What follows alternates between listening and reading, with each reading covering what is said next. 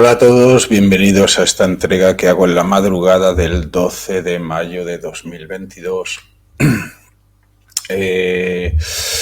Voy a tocar una temática en cierta medida relacionada con el expediente Royuela también. Y también pues con aquello de implicar a sectores sociales, ¿no? Bueno, tenemos muchas cosas. Voy a primero una procesión mariana, un momento, que es, esto es para los católicos del expediente Royuela, o para los curiosos. Se celebra en Barcelona, se convocará en la catedral el 28 de mayo, un sábado a las 5:30, una concentración donde se hará... a las 6 tendrá llegada de la imagen de Nuestra Señora de Fátima y habrá una procesión con antorchas hacia la Basílica de Nuestra Señora de la Merced.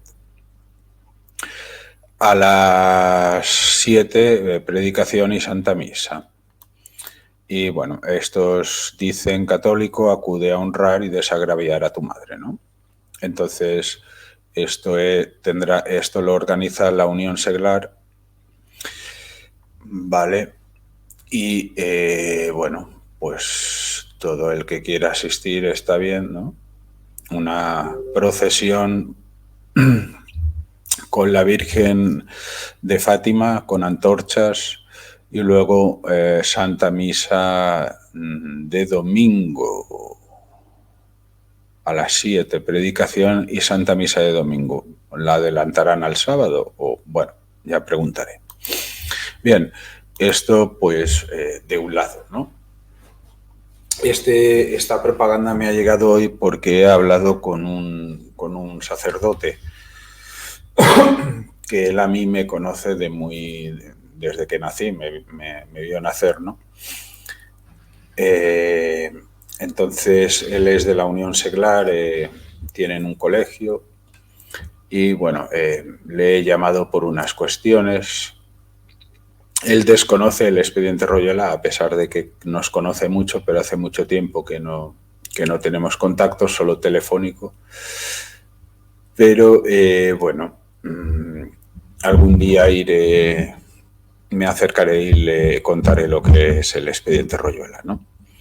Porque el expediente Royuela, pues claro, para los católicos, para los que no sean católicos, nada, o sea, pa'lante. Pero para los que sean católicos, pues siempre un sacerdote por ahí va bien, ¿no? Porque luego tenemos otros, ¿no? Estos que hemos visto son de la Unión Seglar y después los tradicionalistas políticos, por así decir, una especie de carlistas, que presentan un libro, El liberalismo es pecado, ¿no? Santa Misa tal, y un rosario por los diputados, ¿no? Ellos van a rezar un rosario por Margarita Robles, por Fernando Grande Marlaska y compañía, ¿no? Bueno, insistimos. Claro, aquí ¿qué es pecado, no? O sea, callar el expediente Royuela sabiéndolo es pecado. Yo siento ser así, pero cuando uno está en una guerra, ¿no? Entiende que está como en un combate, pues ya no valen según que... O sea, las formas han de estar, ¿no? Pero ya uno ha de empezar a señalar a la gente, ¿no? De decir, bueno, aquí qué pasa, ¿no? Tú que te dedicas a estas cosas, ¿por qué estás callado, ¿no? No acabo de entenderlo, explícamelo, ¿no? Porque la cosa es grave ya, o sea... os vamos a dar buenas noticias a final de semana, ¿vale? Me las está preparando mi padre. Va a haber jaleo, jaleo gordo en las redes, con el material que vamos a dar, ¿no? Entonces, yo no puedo hablar de Barcelona, no lo conozco, pero Javier Barrecoa lo conozco y, bueno, él ha visto ya el material, ha visto esto, ¿no? Entonces, bueno, yo no es que le quiera criticar ni le quiera hacer la puñeta ni la guerra, pero yo le he pedido, dime algo, no me contesta. Entonces ya pasamos al plano de que lo mismo que yo ahora soy una persona conocida en las redes sociales y él es una persona conocida en el ámbito político, social y académico, pues bueno, pues toca su turno, ¿no? Es decir, con todos los respetos del mundo, ¿no? Es una gran persona, ¿eh? Pero claro, di algo, por favor, o esta inconsistencia, ¿cómo la explicas al público, ¿no? Es decir, cuando estés dando la conferencia, si hay alguien que levanta el dedo y te dice, oye, ¿tú eres conocedor del expediente Royuela? Y tú le digas sí, y él te pregunte, ¿tú crees que callarlo y no denunciarlo es pecado, ¿no? O de omisión, o ya no pecado, pero cobardía o dicho de otra forma, es nuestro deber denunciarlo si es que estamos diciendo que el liberalismo es pecado, si es que estamos diciendo que si la hispanidad, que si el catolicismo, que si la masonería, ¿no? Claro, ha llegado el momento, ¿no? En el 36 hubo dos bandos, uno tenía que escoger, ¿no? No había tres, había dos, solo dos, ¿no? Generalmente las guerras suelen ser a dos bandos en el fondo, ¿no? Aunque sea mundial, mirad, en la mundial eran dos bandos, ¿no? El eje y los aliados, ¿no? Rara es la vez que hay tres pueblos en batalla a la vez, ¿no? Siempre va a haber la alianza, eso es, sistémicamente se puede llegar a entender, ¿no? Claro, a lo mejor ellos no tienen pero no, sí, o sea, ya hay una conciencia del expediente Royuela, ¿no? Ir a rezar un rosario por Margarita Robles y Marlaska, que pertenecen a la célula narcoterrorista. Vamos a dejar al resto, ¿no? Y el Pedro Sánchez, que vamos a ver qué pasa con él. Pero si estuviese Zapatero, también rezarían por él, ¿no? Que hay que rezar por ellos, ¿eh? Ojo. O sea, ahora hablo para católicos, ¿eh? O sea, el que no sea católico que no diga nada, ¿vale? Un católico debe rezar por su enemigo, ¿no? Pero claro, ahora ya dejamos a estos señores, dejamos bien por la Unión Seglar, yo intentaré asistir, es una procesión, Virgen de Fátima, pues bueno, pues uno acude, ¿no? Y está bien, ¿no? Se demuestra la fe en la calle, ¿no? Ahí con la Virgen y las antorchas. Y así la gente lo ve y lo normalizas, ¿no? Lo mismo que hay cabalgatas que hace gente, ¿no? Con fiestas y tal, pues o un día vas caminando y ves mucha gente con turbantes porque son de la India y han hecho el día de la India no sé qué mundial, o te encuentras una concentración de que todo está muy bien, ¿no? Pero como también el católico tiene derecho a hacer pública su fe, ¿no? Como el musulmán también, hoy en día España lo permite, ¿no? Pero claro, luego el rosario sí reza por ello, pero también combate, ¿no? Entonces, ahora ya dejemos esto, ¿no? Yo iría más bien al Congreso de los Diputados a tirar agua bendita y con una manguera, ¿no? O sea, una tanqueta que la hayan bendecido en Lourdes con agua de ahí,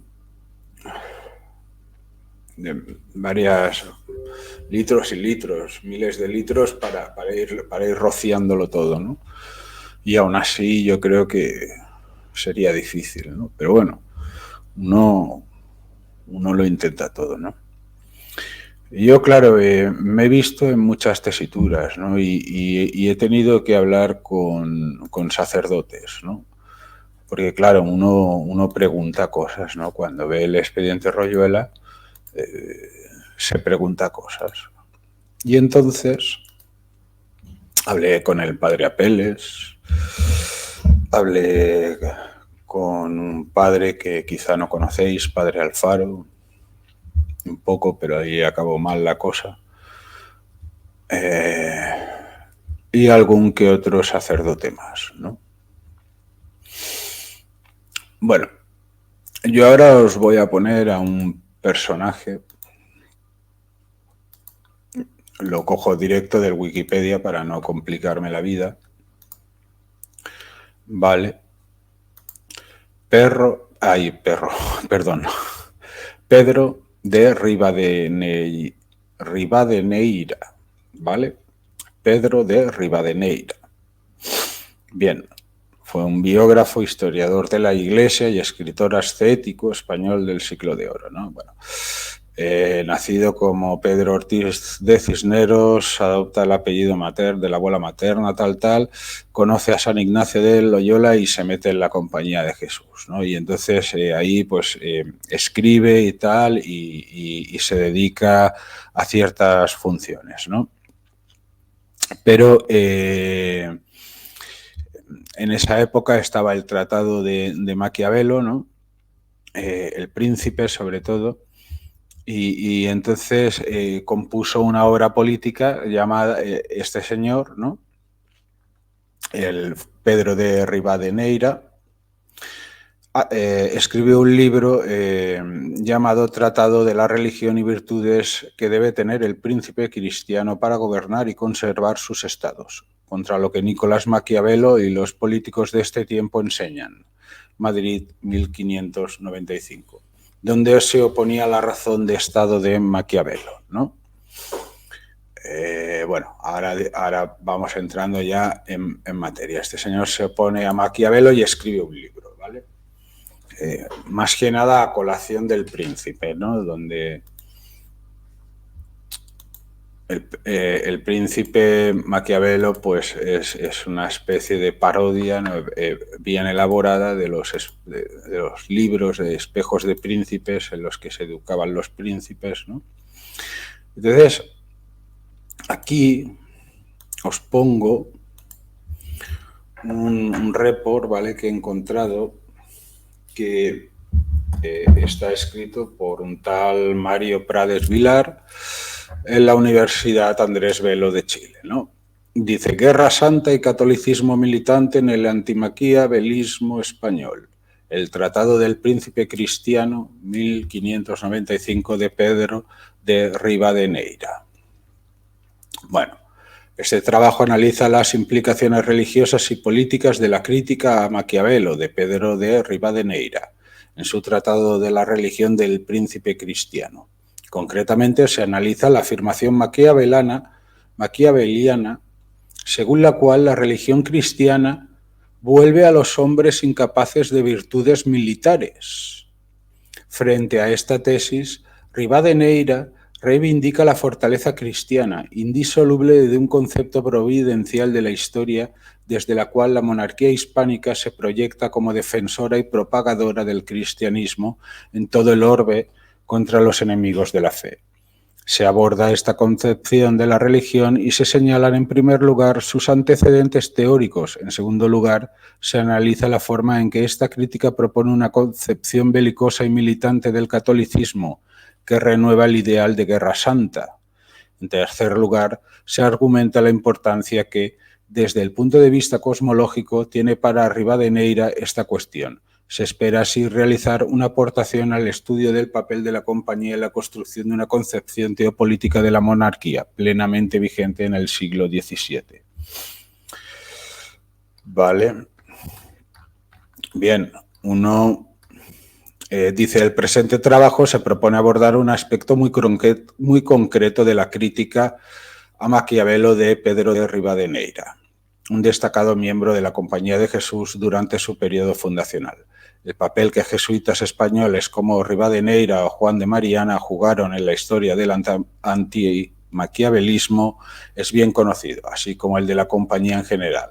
Su lugar en los debates que durante los siglos XVI y XVII se llevaron a cabo sobre la relación entre religión, moral y política también está bien documentado. Sigue, dice: Sin embargo, el antimaquiavelismo jesuita se ha estudiado generalmente desde un único ángulo, como ataque al uso instrumental de la religión que Maquiavelo aconseja en el famoso capítulo 18 del Príncipe y en el capítulo 11 y siguientes del primer libro de los discursos sobre la primera década de Tito Livio. En el primero, el secretario florentino argumenta que el príncipe no puede ser religioso. Hago un parón, un momento. Pensad que Mena sería una especie de Maquiavelo, ¿no? O sea, algo totalmente perverso, ¿no? Pero también hay defensores del Maquiavelo. Es decir, Maquiavelo tampoco, ojo, no es siempre peyorativo el asunto, ¿no? Aquello del fin justifica los medios, ¿no? Pero bueno, o sea, Mena sería un Maquiavelo donde el príncipe, ¿no? Dice aquí, el secretario, el príncipe no puede ser religioso, caritativo o pío, dado que el deber de la preservación del Estado le empuja en numerosas ocasiones a actuar de manera contraria a estas virtudes, ¿no? Es cuando Mena siempre dice, ya lo entenderás, Margarita, por qué estas cosas son así, o porque cuando le dice a Zapatero que he cometido crímenes que muchos de mis compañeros no entenderían, ni la sociedad tampoco entendería, ¿no? ¿Vale? Él nos está perfilando un poder donde el príncipe pues no tiene una moral religiosa, ¿vale? Es decir, no es religioso, no es caritativo, no es pío, porque todas estas virtudes no son contrarias para sostener el poder, ¿no? Bien, sigo, Esto va dedicado a estos señores que van a rezar el rosario a los diputados. Porque ellos son académicos. Esto, sin embargo, actúa de manera contraria. Esto, sin embargo, no significa que deba desecharlas sin más, pues estas virtudes prosigue teniéndolas y observándolas, siempre resultan dañosas, pareciendo que las tiene, resultan útiles. Si las tiene, si las observa, siempre resultan dañosas, pareciendo que las tiene, resultan útiles, especialmente en el caso de la religión. Así, para mantener su estatus, el príncipe debe pretender que es una persona religiosa, pues la religión es la herramienta más poderosa a la hora de generar consenso político. Pero no debe serlo, pues su fe le vetaría ejercer las inmoralidades inherentes a la política, ¿no? Mena, ¿no? O a lo mejor quizá el rey actual, no lo sabemos. Esta tesis encontró la oposición obvia de muchos escritores. Jesuitas, quienes desarrollaron diversas doctrinas sobre la razón de Estado cristiana, en oposición a Maquiavelo. Todas estas doctrinas enfatizaron en términos generales la necesidad de subordinar la política a la religión. Claro, aquí ya viene una nueva concepción del Estado, ¿no? Hoy en día estamos en un Estado laico, ¿no? Hay otras corrientes antimaquiavélicas que ataca una tesis distinta de Maquiavelo, relacionada a esta no con el valor político de la religión, sino con su eficacia militar. En Discursos 2, el pensador florentino, segundo 2, sostiene que la religión cristiana es incapaz de forjar valores cívicos y militares en el creyente, dado que sitúa el sumo bien en la humildad, la vileza y el desprecio de las cosas humanas, y quiere que tú seas apto para parecer más que para hacer una cosa fuerte. Concluye así que este modo de vida parece que haya vuelto el mundo débil y lo haya dado en preda a los hombres malvados. Como argumentaré, la crítica a esta tesis fue, desde inicios del siglo XVI, característica en diversos autores hispánicos, quienes se propusieron mostrar que el cristianismo tiene no solo el deber, sino más importante, la capacidad de tomar las armas en nombre del catolicismo contra los enemigos de Dios. ¿Vale? Para ilustrar esta posición recurriré a uno de sus mayores exponentes, el Tratado de la Religión y Virtudes que debe tener el príncipe cristiano para gobernar o conservar sus estados. O conservar, vaya. contra lo que Nicolás Maquiavelo y los políticos de ese tiempo enseñan, escrito por el jesuita Pedro de Rivadeneira y publicado en Madrid en 1595 en la imprenta Tal. Bueno, uno sigue, ¿no? Pam, pam, pam, cuenta historias, ¿no? Por aquí de este señor.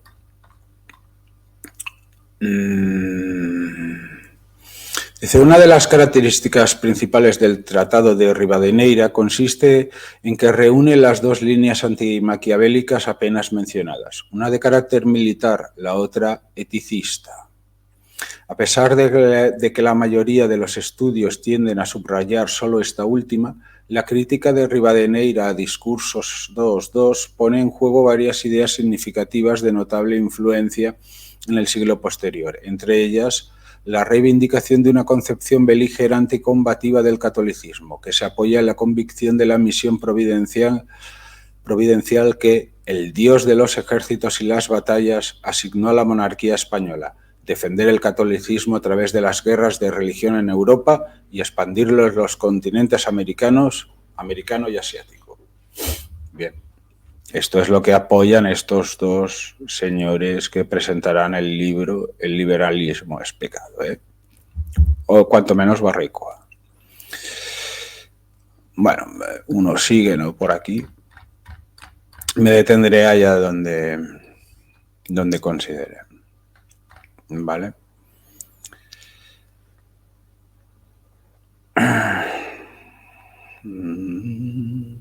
Uno sigue. O sea, podríamos, realmente, está bien el ensayo el estudio, ¿no? Dice, escribe, ¿no? En el libro Rivadeneira, dirá por ventura Maquiavelo que la fortaleza de los mártires no es fortaleza política de la cual él habla, y que a lo menos en esta fortaleza militar y propia de soldados y guerreros, los cristianos son inferiores a los gentiles porque no han acometido ni acabado cosas tan arduas y tan peligrosas como ellos acometieron y acabaron. Para replicar al florentino, ¿no? A Maquiavelo, Rivadeneira pasará a enfatizar uno de los aspectos en que ha dividido la fortaleza cristiana, la parte más activa y militante, el acometer. Por este motivo, se centrará específicamente en aquellos aspectos relativos a las virtudes de naturaleza militar. Rivadeneira ilustra la fortaleza militar cristiana enumerando todos los capitanes y soldados valerosos producidos por la religión cristiana. De este modo, el primer argumento del jesuita a favor de un cristianismo beligerante se apoya en una lectura religiosa y providencial de la historia, a través de la cual el pasado revela cómo debe ser el presente y configurar el futuro de acuerdo al plan de Dios para la humanidad, y específicamente para la monarquía hispánica. Por ello, a los nombres de Constantino el Grande, Teodosio, Carlomagno y los primeros cruzados, Rivadeneira suma numerosos ejemplos de caballeros y reyes de los reinos hispanos, de Pelayo a Carlos V. La lista de nombres, obviamente, ni es casual ni obedece a un fin meramente ilustrativo. Rivadeneira establece con ella una doble asociación. Por un lado, los caballeros españoles, Pelayo, se sitúan a la par de los grandes impulsores del cristianismo desde el Imperio Romano hasta la Edad Media. Pasado militar, caballeresco y cristiano hispano-medieval, haya continuidad en el pasado más reciente, encarnado en la figura de Carlos V, presentado para la ocasión como un antiprotestante sin fisuras, a través de un arco que une 8 siglos de historia ibérica bajo un mismo impulso militar y cristianizador. De ese modo, Rivadeneira conecta las cruzadas europeas con la reconquista ibérica, proceso que llega a su fin durante el reinado de los reyes católicos tras 8 siglos desde su inicio. No es casual. En este sentido, la mención especial que Fernando el Católico le merece a Rivadeneira. Pues además de haber ganado los reinos de Granada, de Nápoles, de Navarra por las armas, acabó por ellas de echar el yugo con que casi 800 años habían sido oprimidos estos reinos de los moros, y con la justicia los estableció y dejó a sus sucesores abierto el camino para la grandeza en que los vemos.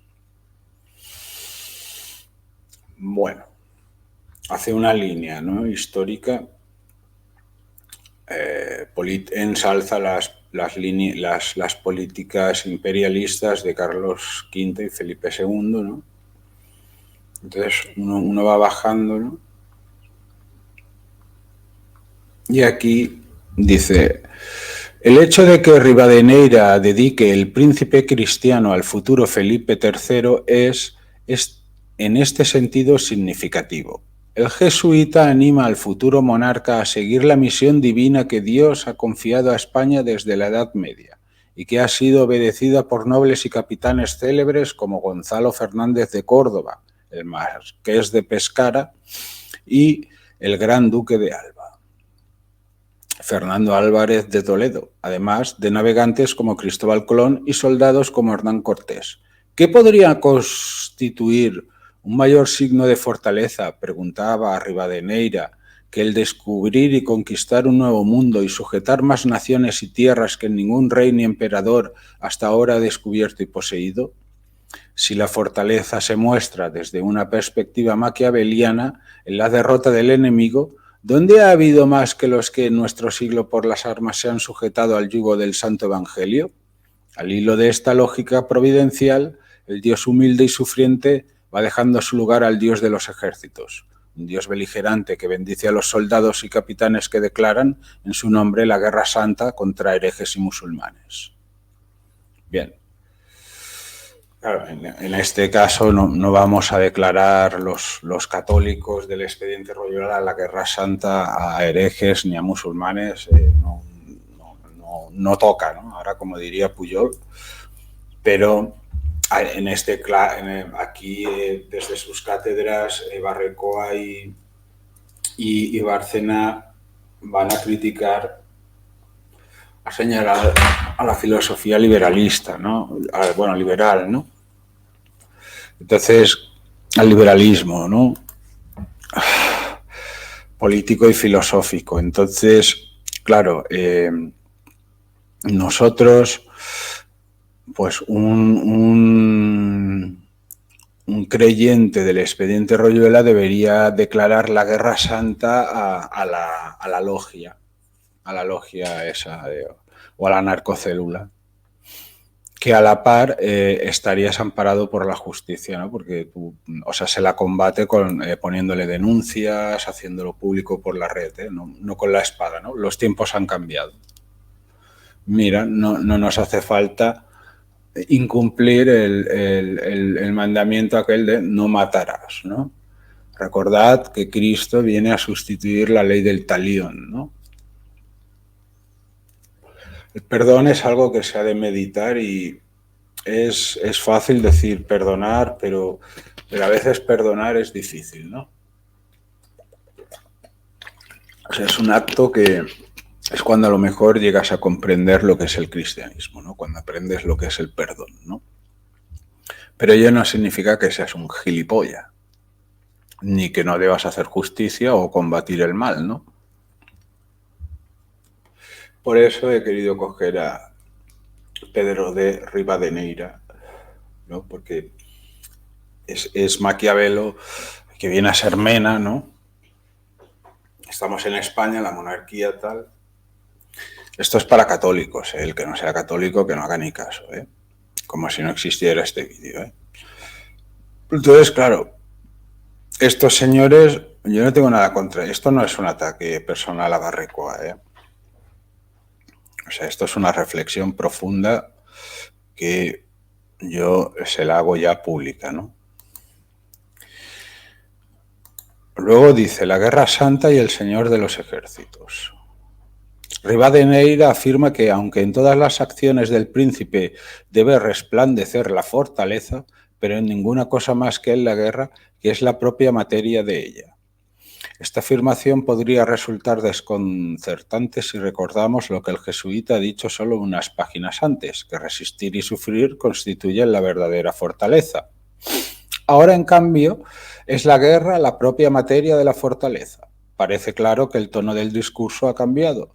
Ya no habla de sufrir las ofensas con paciencia, sino más bien de esa fortaleza militar que mueve al cristiano a atacar a aquellos considerados enemigos de Dios. Claro, ya no hemos de ir a rezar el rosario, ya vale de recibir palo, ¿no? Ya se acabó, dice Rivadeneira, ¿no? Pues eso entiendo yo. Acá ir a rezar el rosario por las Robles y el Marlaska puede estar bien, pero sigamos. Dice, por ello, el monarca debe persuadirse que, aunque la paz es el blanco a que su gobierno debe mirar, pero que muchas veces no se puede alcanzar ni conservar buena paz sin buena guerra, ¿no? Lo vuelvo a leer. Persuadirse que, aunque la paz es el blanco que a su gobierno debe mirar, pero que muchas veces no se puede alcanzar ni conservar buena paz sin buena guerra, la cual es tan necesaria para defender la República y tener paz como lo es la medicina amarga para la salud del enfermo. Claro. Por las guerras que mandó hacer Dios a sus santos capitanes y por las victorias que les dio y por las leyes que publicó a su pueblo, enseñándole el modo de hacer guerra. Se ve que la guerra se puede hacer santamente y que, supuesta la malicia de los hombres, muchas veces es un mal necesario en la República. Claro, no lo digo yo, esto lo dice Rivadeneira, Yo me limito, he buscado una fuente solo. En este pasaje, Rivadeneira justifica la guerra hecha santamente contra protestantes, musulmanes y otros enemigos de la religión católica. Hemos de entender su contexto. En ese momento, pues eran los enemigos de la fe, ¿no? En este día son otros, ¿no? Y para el no católico, pues una panda de delincuentes que andan ahí metidos que hay que ajusticiar y que no hay que rezar nada. O sea, hay que llevarlos a un tribunal ya, hay que llevar fiscales ahí que entren, que entre la Guardia Civil, ¿no? Que venga el tejero ese a detenerlos, yo qué sé. Bueno, dice, ciertamente para el jesuita la buena guerra, la guerra hecha santamente, tiene como objeto defender la República. Podríamos pensar, por tanto, que alude únicamente a una guerra de tipo defensivo, pero hemos visto como el jesuita aprueba, por ejemplo, la invasión de Inglaterra por parte de la Armada de Felipe II. Por tanto, considero que su concepto de defensa de la República se puede entender de otro modo, en los términos de una república cristiana de alcance universal, de la que el monarca español es garante. Desde esta perspectiva, todo el orbe se convierte en potencial campo de batalla para la buena guerra cristiana, idea que resulta por lo demás coherente con la concepción providencial del imperialismo español a la que ya se ha hecho referencia. ¿Es compatible la guerra hecha santamente con la guerra justa? En principio sí, pues no hay santidad sin justicia. Rivadeneira advierte al príncipe de que, cuando la necesidad le obligase a usar del hierro y fuego, debe hacerlo confiado en Dios y tener, además, muy bien examinada y averiguada la justicia de la causa por la que hace la guerra. La decisión del príncipe de emprender una guerra debe, por tanto, cumplir 3 condiciones. 1, constituir la respuesta a una necesidad, esto es, tener una motivación externa. El expediente Arroyola lo cumple. 2, emprenderse con la conciencia de obedecer a los preceptos divinos. Sí. En este caso, para Barraico encajaría. 3, estar justificada, lo está. Sin embargo, nuestro jesuita no especifica la forma en la que el príncipe debe establecer con certeza las causas justas de la guerra. Tal como declara más adelante, deja a otros escritores y a los prudentes consejeros lo que toca a las causas que debe tener el príncipe para mover la guerra, la justa guerra. El detalle no es menor. En vano buscará el lector en el Tratado de Rivadeneira alguna referencia a teorías de la guerra justa como la de Francisco de Vitoria u otros autores de la Escuela de Salamanca, de enorme actualidad en la época y que bien hubiesen podido dotar de un fundamento jurídico a sus posiciones sobre las formas de la guerra lícita para el cristiano. Las 3 condiciones clásicas para la guerra justa, autoridad del príncipe, justa causa y recta intención, bien presentes en la tradición jurídica desde la teorización de Agustín de Hipona y la sistematización de Tomás de Aquino, tampoco se encuentran en el tratado.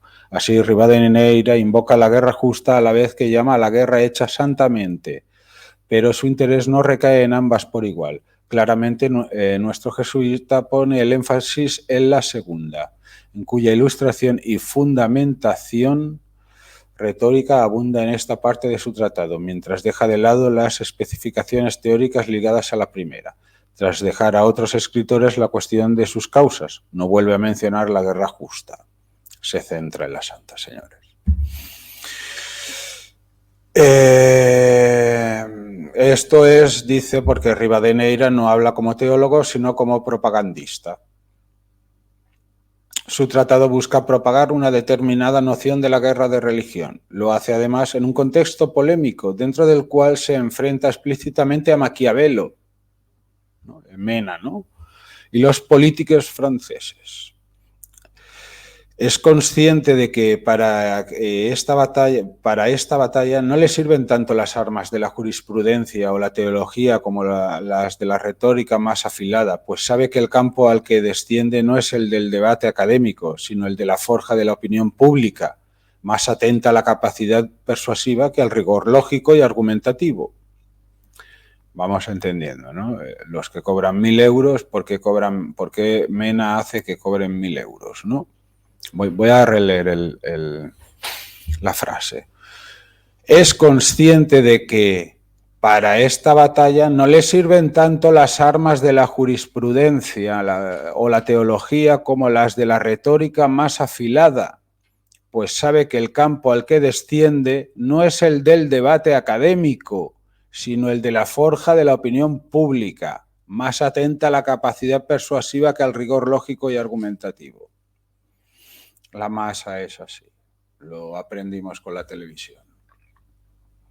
De hecho, una exposición doctrinal de teorías morales, jurídicas y políticas sobre la guerra justa podría resultar incluso contraproducente para la estrategia persuasiva del príncipe cristiano, pues requeriría una elaboración lógico-racional por parte del lector de efectos diametralmente opuestos a la exaltación de la fe, el entusiasmo y los sentimientos religiosos que Rivadeneira pretende provocar con su elaborada retórica.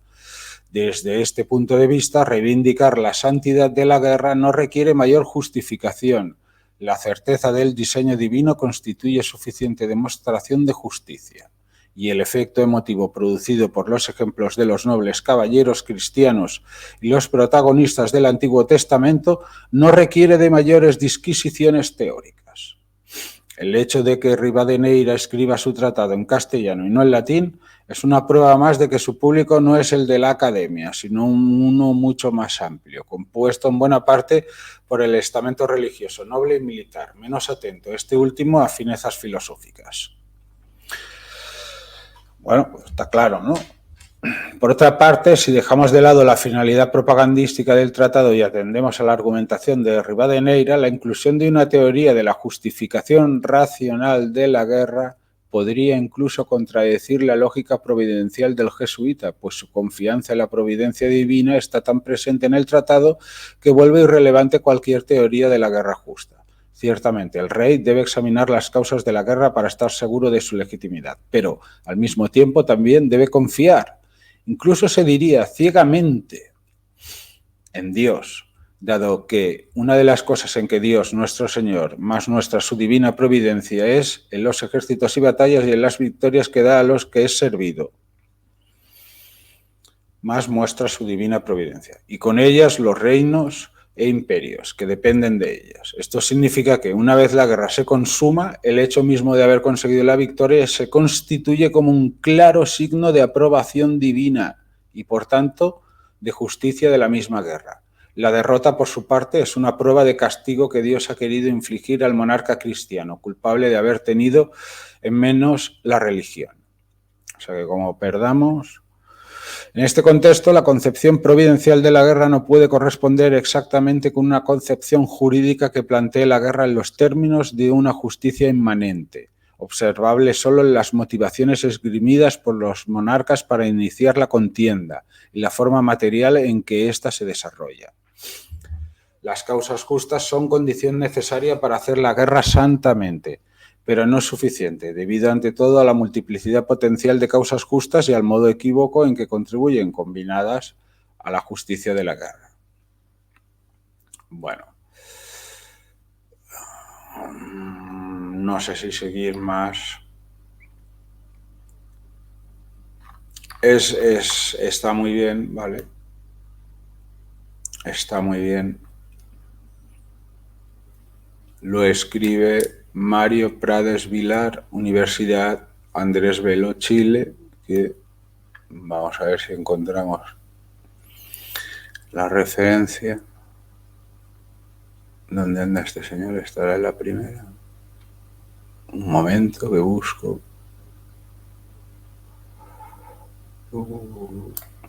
Pues aquí está el contacto, ¿vale? Bueno, es curioso, está bien. Bueno, pues claro, uno tiene que reflexionar, ¿no?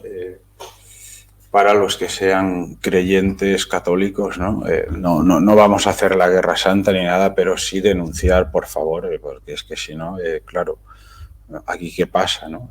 Yo a veces he preguntado a un sacerdote cuándo es legítimo no reconocer al poder, ¿no? O sea, cuando uno ya dice, bueno, yo este poder ya no lo reconozco, ¿no? Entonces no es contrario, ¿no? Entonces ya sabéis, ¿no?